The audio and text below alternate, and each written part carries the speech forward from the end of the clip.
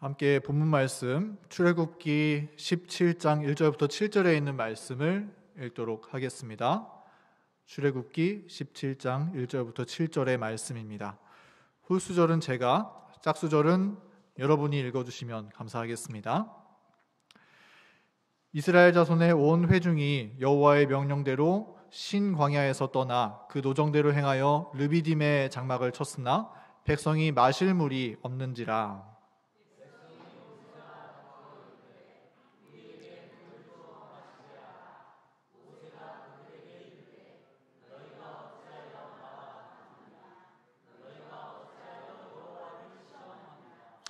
거기서 백성이 목이 말라 물을 찾으매 그들이 모세에게 대하여 원망하여 이르되 당신이 어찌하여 우리를 애굽에서 인도해 내어서 우리와 우리 자녀와 우리 가축이 목말라 죽게 하느냐.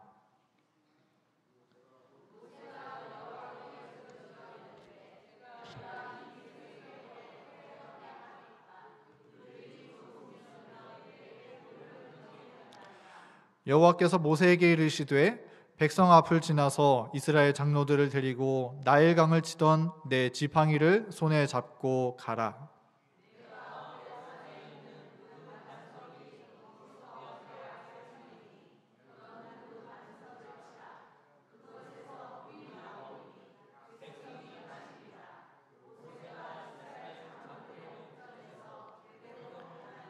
(7절) 말씀 다 같이 읽겠습니다. 그가 그곳 이름을 마사 또는 무리바라 불렀으니 이는 이스라엘 자손이 다투었음이요 또는 그들이 여호와를 시험하여 이르기를 여호와께서 우리 중에 계신가 안 계신가 하였음이더라. 아멘. 우리 교문립교회 성도 여러분 안녕하십니까? 한 주간 지나고 다시금 안식일이 돌아왔습니다. 하나님께서 다시금 우리의 마음을 정결하게 씻어주시고 하늘의 은혜로 가득 채워주시기를 소망합니다. 특별히 이번 안식일은 설날이 끼어있는 안식일인데요. 우리 많은 분들이 가족분들을 만나기 위해서 이동하실 텐데 하나님께서 오고 가는 길 안전하게 지켜주시고 또 함께 가족들끼리 모여서 시간을 보낼 때 하나님께서 주님의 축복을 나누어 주시는 그러한 행복한 설 명절 또 안식일 함께 보내게 되기를 간절히 소망합니다.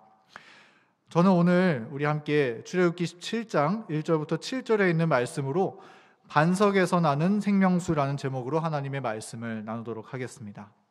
제가 요즘 설교를 맡을 때면 이스라엘 백성들이 출애굽 이후에 40년간의 광야 생활 이야기를 하나씩 다루고 있는데요.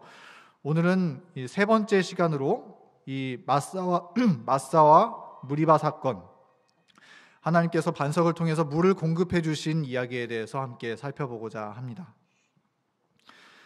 먼저 출애굽기 17장 1절의 말씀을 다시 한번 제가 읽겠습니다. 이스라엘 자손의 온 회중이 여호와의 명령대로 신 광야에서 떠나 그 노정대로 행하여 르비딤의 장막을 쳤으나 백성이 마실 물이 없는지라. 이스라엘 백성들은 신 광야에서 만나의 기적을 경험하고 그곳에 머물렀습니다. 그리고 이 말씀처럼 그 노정대로 행하여 즉 이 구름 기둥과 불 기둥의 인도하심을 따라서 다시금 광야 여행길을 출발했습니다. 그리고 도착한 곳은 르비딤이라는 곳이었습니다. 이스라엘 백성들이 도착한 이 르비딤은 그 뜻이 안식처라는 뜻을 가지고 있다고 합니다. 평야, 또 쉬는 곳, 안식처라는 곳이 르비딤이라는 말의 의미라고 합니다. 그리고 르비딤은 이 와디 페이란이라고 하는 곳의 근처에 있다고 하는데요. 이곳은 본래에는 물이 매우 풍부한 곳으로서 사람들이 흡족하게 물을 얻을 수 있는 곳이었다고 합니다. 하나님의 인도하심을 따라서 이스라엘 백성들은 이 물이 풍부하고 안식처와 같은 곳 르비딤을 향해서 나아갔습니다. 이 광야길을 훤하게 알고 있었던 모세의 눈으로 볼 때 르비딤은 참 안심할 만한 곳이었습니다. 이스라엘 200만 명이 마셔도 든든하게 마실 수 있는 물이 이 르비딤에는 준비되어 있었을 것이라 생각했습니다.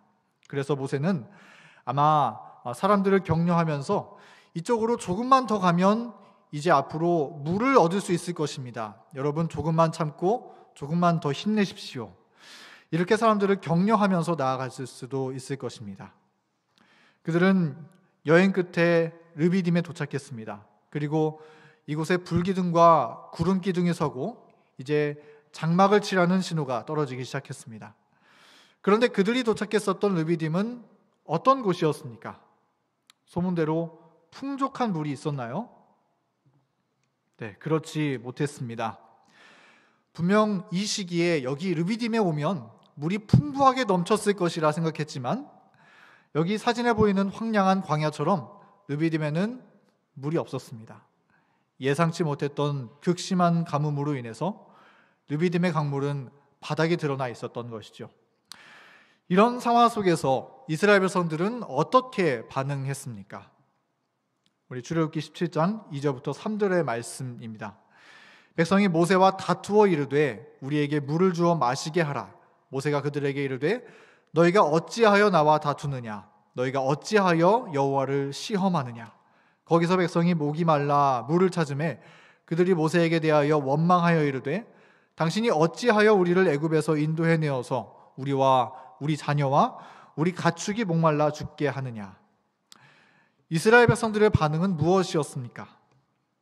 우리는 이 이스라엘 백성들의 반응을 세 가지의 단어로 정리해 볼 수 있을 것입니다. 첫 번째 단어는 다툼이고 또 두 번째 단어는 무엇입니까? 원망이고 세 번째 단어는 시험입니다.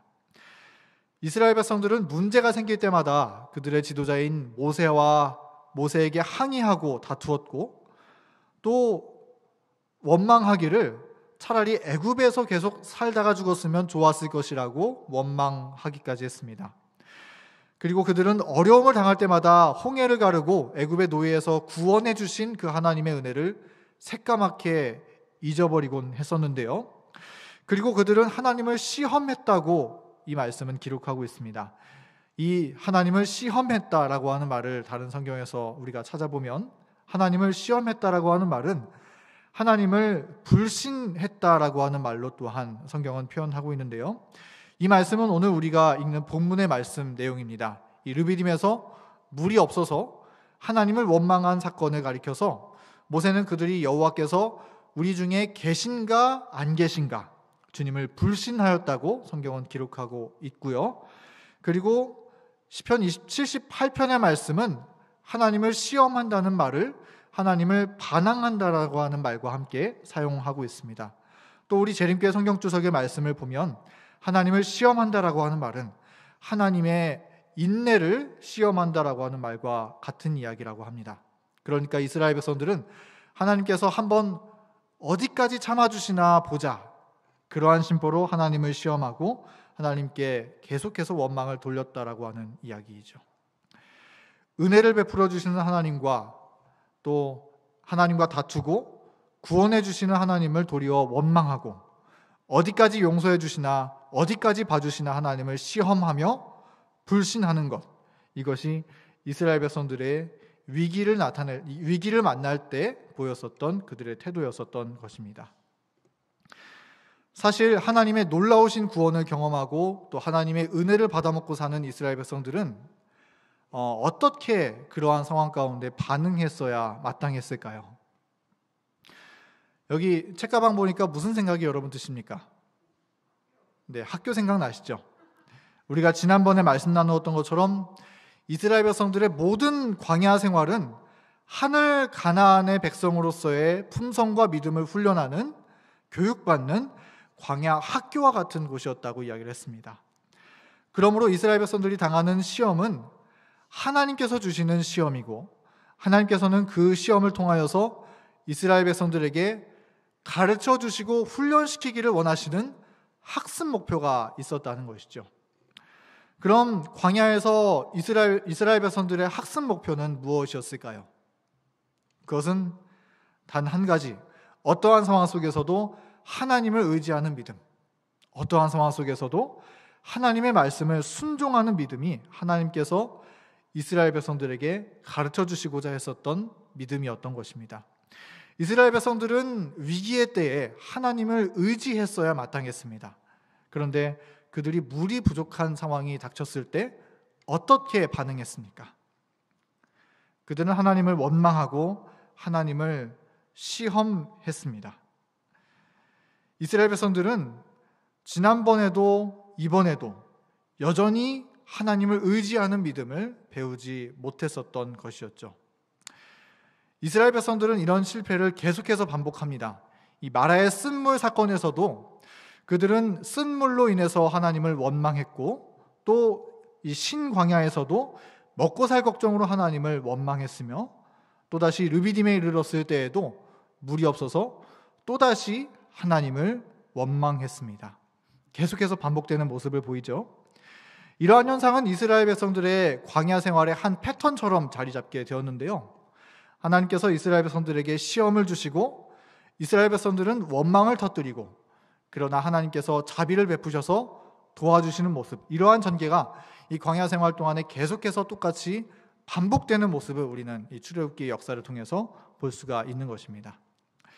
그런데 우리가 주목해 보아야 하는 것은 무엇이냐면, 이스라엘 백성들은 똑같은 문제에서 계속 넘어지지만 하나님은 그들이 넘어질 때마다 다시 똑같은 시험으로 이스라엘 백성들을 시험하시고 또다시 시험하셨다는 사실입니다.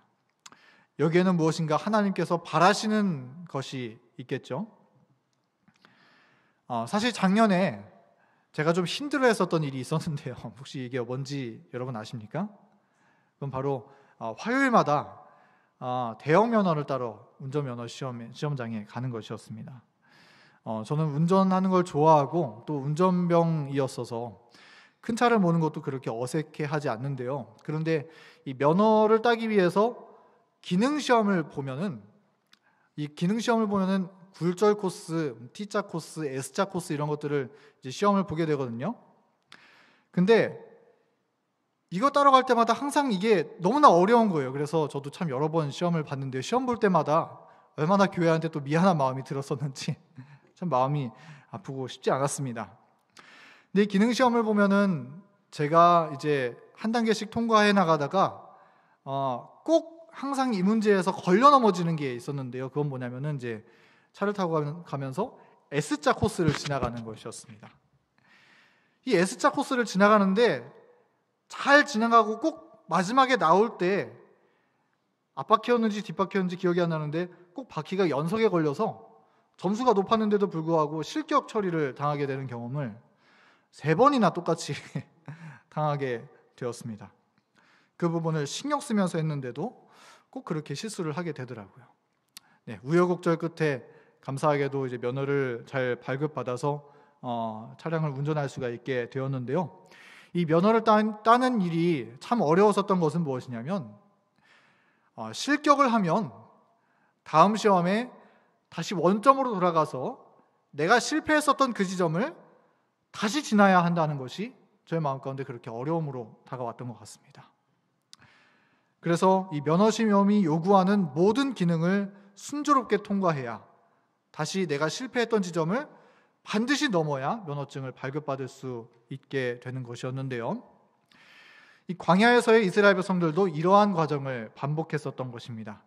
시험이 왔을 때 그 시험을 믿음으로 통과하지 못하고 똑같은 지점에서 계속 넘어졌던 이스라엘 백성들은 그런 모습을 보였었는데요. 그러나 하나님은 끝까지 이스라엘 백성들을 포기하지는 않으시고 이스라엘이 믿음으로 시험을 통과할 때까지 다시 그들을 원점으로 돌아오게 하시고 다시 일으켜 세우시고 다시 시험장으로 데려가셔서 믿음의 시험을 치르게 하셨다라고 하는 사실입니다. 광야에서 이스라엘 백성들도 이러한 과정을 계속해서 반복했습니다. 시험이 왔을 때 그들은 그 시험을 믿음으로 통과하지 못하고 똑같은 지점에서 계속 넘어졌습니다. 그러나 하나님은 끝까지 이스라엘 백성들을 포기하지 않으시고 이스라엘이 믿음으로 시험을 통과할 때까지 다시 그들을 일으켜 세우시고 다시 시험장으로 데려가셔서 믿음을 간구하게 했었던 것이죠. 성도 여러분, 이처럼 하나님은 우리가 2번, 3번, 4번, 5번 똑같은 문제에 걸려 넘어지는 한이 있더라도 주님은 그 문제를 반드시 우리가 통과할 때까지 포기하지 않으시고 우리를 다시금 시험장으로 데려가신다는 사실입니다. 부저선지자 437페이지에는 이렇게 기록되어 있습니다. 하나님께서는 아직도 당신의 백성을 시험하신다. 만일 그들이 그 시험을 견디지 못하게 되면 하나님께서는 저들을 다시 동일한 지점에 두시어 그들로 두 번째 시험을 받게 하신다. 그때는 그 시험이 전보다 훨씬 격렬할 것이다. 그들이 시험을 견딜 때까지 이 일은 계속된다. 네, 이 말씀에 분명히 나와 있죠. 우리가 시험을 통과하지 못하면 하나님께서 어떻게 하신다고 이야기하고 있습니까? 다시 원점으로 돌아가서 두 번째 똑같은 시험을 받게 된다는 것이죠. 언제까지요? 우리가 그 시험을 견디고 통과할 때까지 계속된다는 것입니다. 하나님께서 왜 우리에게 이렇게 하실까요? 우리를 괴롭히기 위해서 그렇게 하십니까? 우리가 세상에서 장점과 단점 말하는 것처럼 어떤 안 되는 부분이 있으면 좀 눈 감아주시고 넘어가 주시면 될 텐데 왜 하나님은 우리가 실패한 지점을 반드시 극복하도록 집요하게 시험하시고 우리를 훈련시키는 것일까요? 하나님께서 그렇게 하시는 이유는 우리가 극복하지 못한 그 문제 때문에 하늘에 못 가는 일이 없도록 하기 위해서 주님은 그렇게 다시금 시험장으로 넣어주시는 것입니다. 우리가 여전히 고집하는 죄 때문에 구원을 잃어버리는 일이 없도록 하기 위해서 하나님은 거듭거듭 우리를 시험하신다는 사실입니다. 그러므로 하나님께서 우리에게 반복해서 시험을 주시는 것은 하나님의 입장에서 우리에게 시험이 아니라 기회라고 하는 사실을 우리는 꼭 기억해야 하는 것입니다.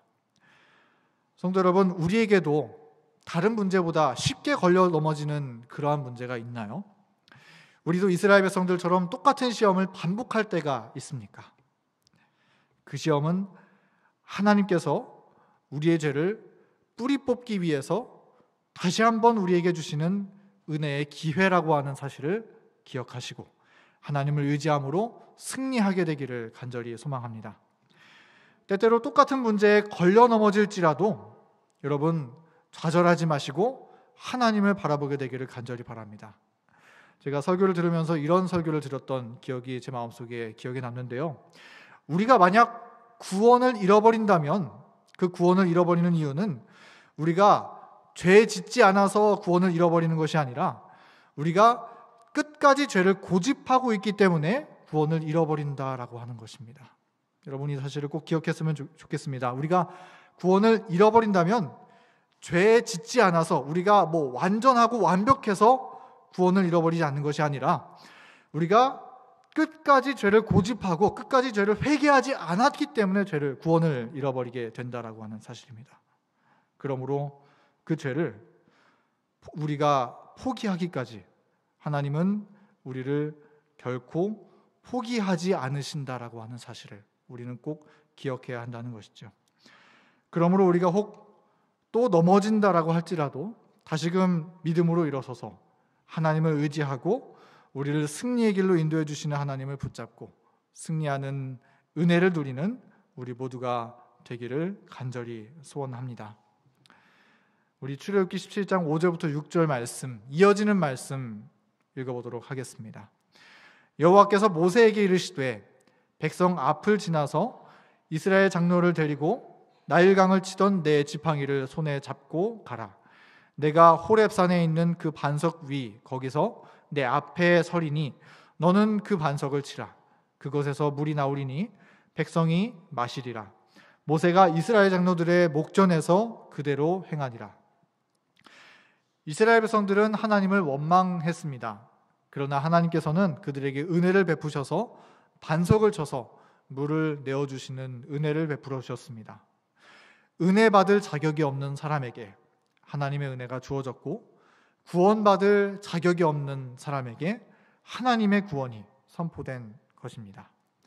그런데 우리가 이 이야기를 보면 이 침을 당한 반석과 또 흘러나오는 물과 또 모세의 지팡이 이런 것들이 각각 표상하는 바가 있는데요. 부좌 선지자는 이렇게 이야기를 합니다. 부좌 선지자 411페이지입니다. 모세가 친 반석은 그리스도의 표상이었고 이 상징을 통하여 가장 귀중하고 신령한 진리가 가르쳐졌다.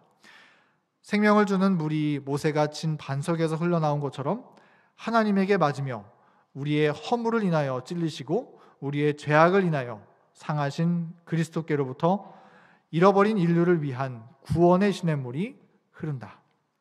자, 우리 이 말씀을 읽었는데 어떤 것들을 표상하는지 여러분 각각 보셨죠? 한번 정리해 보도록 하겠습니다.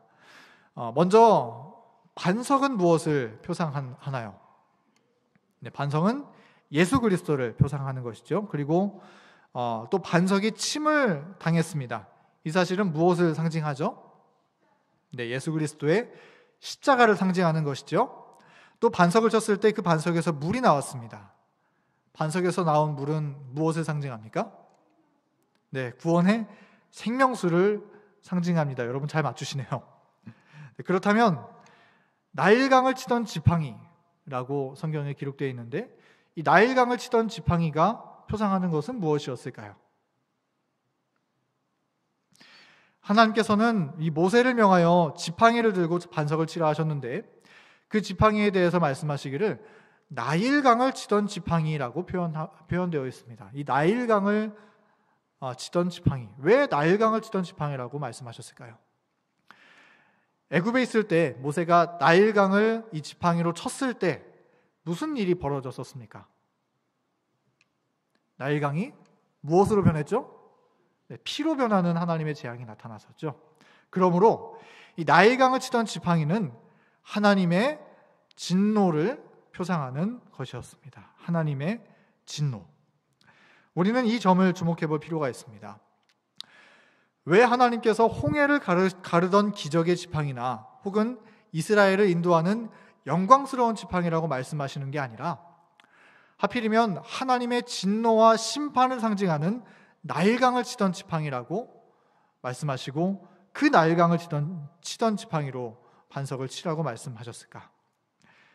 하나님의 진노와 심판의 지팡이로 반석을 친다.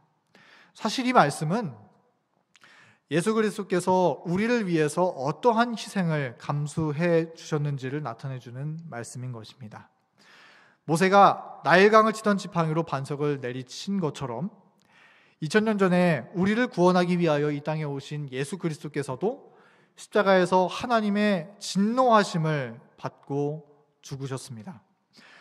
본래 하나님의 진노를 받는 것은 누가 받는 것입니까? 누가 하나님의 진노를 받는 대상이 되나요? 네. 어떤 사람에게 하나님의 진노와 저주가 선고되는 것입니까? 하나님의 진노는 회개하지 않은 죄인들, 정죄받아 영원히 멸망받아 마땅한 죄인에게 내리는 하나님의 선고인 것입니다. 그러므로 사실 하나님의 진노를 받아야 마땅한 사람은 누구입니까?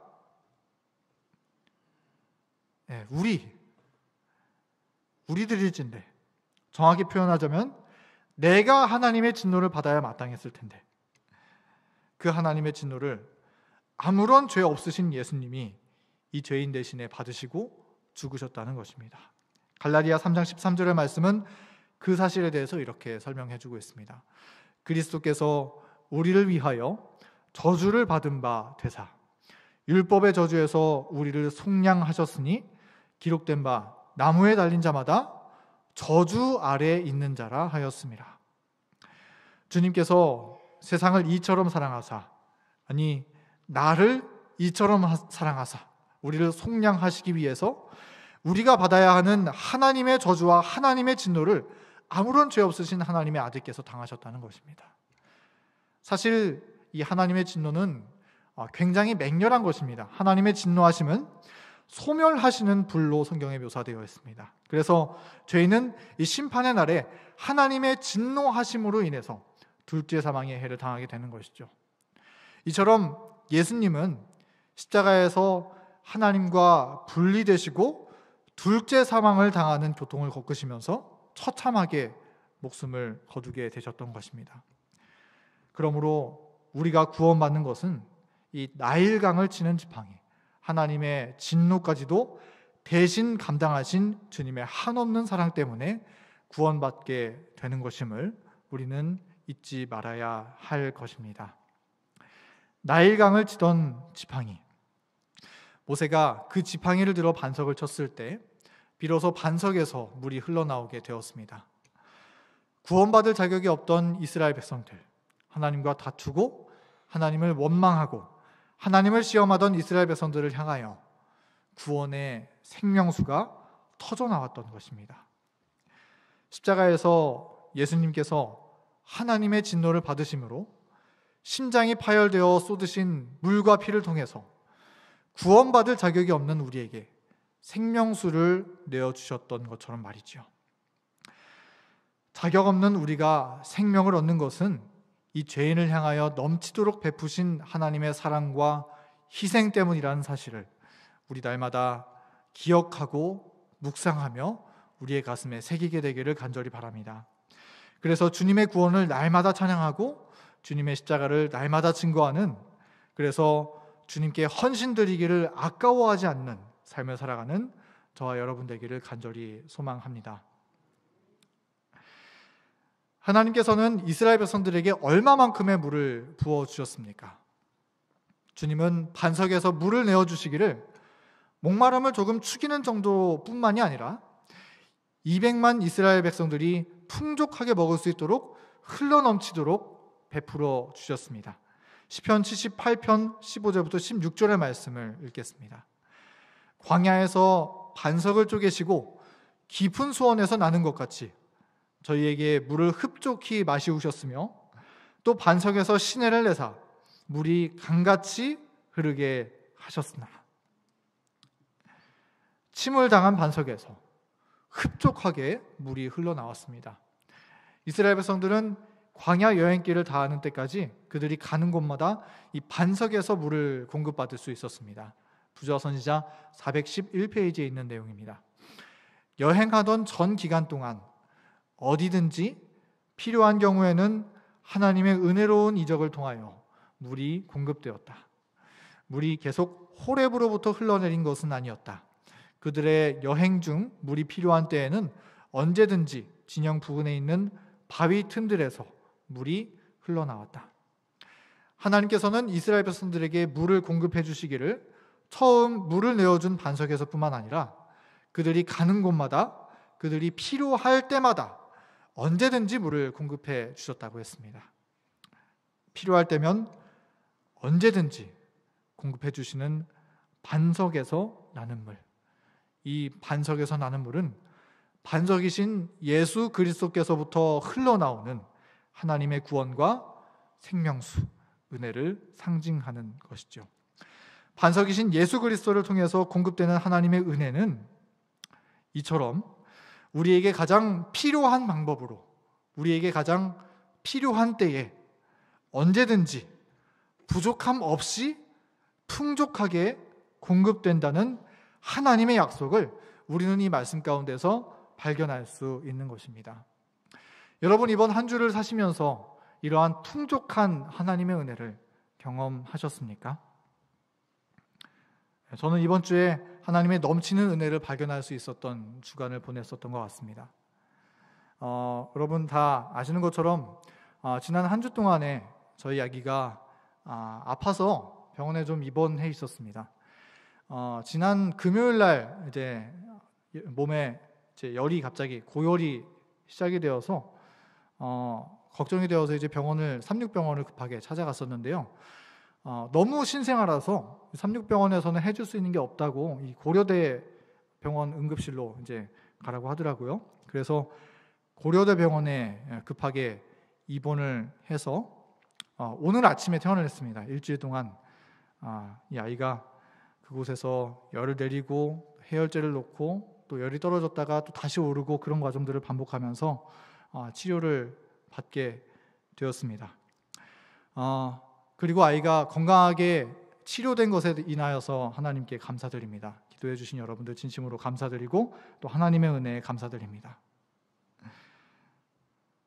네, 여기 오늘 이제 다 치료받고 병원에서 나올 때인데요. 이제 아이가 열이 내리고 이제 생각할 때는 아마 접종하러 한번 구리에 병원에 갔을 때 거기에서 병이 옮지 않았나 생각이 들었습니다. 그래서 이제 저기 혹시 오른쪽에 보이는 사진 보이시나요? 번데기처럼 이렇게 돌돌 말려져 있는 사진? 이제 겉사기로 아내가 이제 집에 데려가야 되는데 혹시나 또 바이러스에 감염될까 봐 저렇게 돌돌 싸서 번데기처럼 그렇게 말아서 집에 안전하게 잘 데리고 와서 지금 행복하게 잘 자고 있습니다. 지금도 깨 있을지 잘 모르겠지만, 이제 이 아이가 입원해 있는 기간 동안에 저랑 아내랑 이제 번갈아 가면서 하루씩 계속 아이를 돌보면서 지켜봤었는데요. 평소에 아이를 지켜볼 때도 이제 돌볼 때도 아이를 돌볼 때 이제 아이가 뭐 배고프면 울고 또 먹이고 그러면서 여러 가지 신경 쓸 게 많았는데, 아이가 아프니까 정말 많이 울더라고요. 그리고 이 아플 때 우는 소리를 들을 때 정말 얼마나 마음이 아픈지 참 많이 속상한 시간들을 보냈습니다. 그리고 이제 아침부터 밤까지 애가 잠도 푹 자지 못하고 계속 그렇게 울면서 자기 아프다고 그렇게 소리를 냈는데요. 이런 시간들을 보내면서 이 아이를 건강하게 치료해 주신 하나님의 은혜도 또한 너무나 풍족하고 감사한 은혜지만, 이 시간을 통해 하나님의 사랑과 은혜를 다시 한번 깨달을 수 있는 시간을 갖게 된 하나님의 은혜가 제 마음 가운데 정말 크게 다가왔었던 것 같습니다. 시편 121편 1절부터 4절의 말씀이 제 마음 가운데 이해가 되었습니다. 내가 산을 향하여 눈을 들리라. 나의 도움이 어디서 올까? 나의 도움은 천지를 지으신 여호와에게서로다. 여호와께서 너를 실족하지 아니하게 하시며 너를 지키시는 이가 졸지 아니하시리로다. 이스라엘을 지키시는 이는 졸지도 아니하시고 주무시지도 아니하시리로다. 하나님께서는 우리를 사랑하시고 우리를 지키시기를 졸지도 아니하시고 주무시지도 아니한다고 이야기를 하고 있습니다. 저는 이전에 이 말씀을 읽으시면서 당연하다고 생각이 들었어요. 하나님이시니까 당연하시지. 피곤하심이 없으신 분이시니까 하나님은 당연히 우리를 지키실 때 졸지도 않고 주무시지도 않으시는 분이시지. 그렇게 생각을 했어요. 그런데 이 아이를 밤새 돌보다 보니까 그게 당연한 게 아니더라고요. 얼마나 이 아이를 간절한 마음으로, 애타는 마음으로, 혹시나 잘못되면 어떡할까? 혹시나 이 아이가 열 때문에 혹시 큰일 나면 어떡할까? 너무 아파서 우는데 어떡할까? 이런 속상한 마음으로 바라보는데, 하나님께서 우리를 졸지도 않고 주무시지도 않으시면서 우리를 보시는 것은 그렇게 당연하게 보시는 것이 아니더라고요. 주님은 우리를 애타는 마음으로, 혹시나 우리가 구원을 잃어버리면 어떡할까? 혹시나 이 아이가 마음이 상하면 어떡할까? 혹시나 이 아이가 이 환난 속에서 눈물을 흘리고 마음이 아파하면 어떡할까? 주님이 그 마음 더 아파하시면서 조마조마하시면서 우리를 지켜주시고 계시다는 사실을 이번 한 주간 느끼고 발견할 수 있었던 것 같습니다. 그러한 풍성한 하나님의 은혜를 발견하게 되었던 한 주간을 저는 보내고 왔습니다. 이사야 55장 1절의 말씀은 이렇게 말씀하고 있습니다. 우리 다 같이 한번 읽어볼까요? 시작. 너희 목마른 자들아 물로 나아오라. 돈 없는 자도 오라. 너희는 와서 사 먹되 돈 없이 값 없이 와서 포도주와 젖을 사라. 하나님은 이스라엘 백성들에게 반석을 통해서 언제든지 물을 내어주셨던 것처럼 오늘날에도 예수 그리스도를 통하여서 언제든지 당신의 은혜를 공급해 주십니다. 이 물은 돈 내고 사 먹지 않아도 됩니다. 목마른 자는 누구든지 와서 주님의 은혜를 마실 수 있는 것입니다. 성도 여러분, 물을 마시지 않으면 살지 못하는 것처럼 우리를 하루하루 살게 하는 것은 예수 그리스도의 풍성한 은혜입니다. 우리를 풍요롭게 하고 우리를 행복하게 하며 우리의 마음을 시원하게 해주는 것은 반석이신 주님으로부터 흘러나오는 풍성한 생명수 때문이라는 사실을 기억하게 되기를 간절히 바랍니다. 오늘 필요한 한 그릇의 하나님의 은혜, 그 은혜를 우리 날마다 풍성하게 받아먹음으로 우리의 마음이 흡족함을 얻고 넘치는 생명으로 살아가는 저와 여러분이 되기를 간절히 바랍니다. 주님의 은혜는 반석에서 200만 명의 이스라엘 백성들을 풍족하게 먹이리만큼 준비되어 있었던 것처럼 오늘 우리를 구원해 주시고 우리의 마음을 은혜로 풍성하게 채우시기 위해서 언제나 준비되어 있습니다. 그 은혜를 날마다 신실하게 받아먹게 되기를 간절히 소망합니다. 오늘 말씀을 마치겠습니다. 하나님께서는 우리가 죄를 남김으로 하늘에 들어가지 못하는 일이 없도록 우리를 포기하지 않으시고 연단하신다는 사실을 오늘 꼭 기억했으면 좋겠습니다. 또 주님은 우리를 구원하시기 위해서 나일강을 치던 지팡이로 침을 당하셨음을 기억하고 그 주님의 하나님의 진노를 참으신 주님의 놀라우신 사랑과 구원으로 인하여서 감사와 찬양을 올리는 우리 모두가 되기를 간절히 바랍니다. 그리고 십자가의 은혜로 주님은 매일 넘치는 생명수의 은혜를 허락하십니다. 그 은혜를 받아먹고 목마른 심령이 촉촉하게 젖어서 살아가는 우리 모두가 되기를 간절히 바라면서 오늘 말씀을 줄이도록 하겠습니다.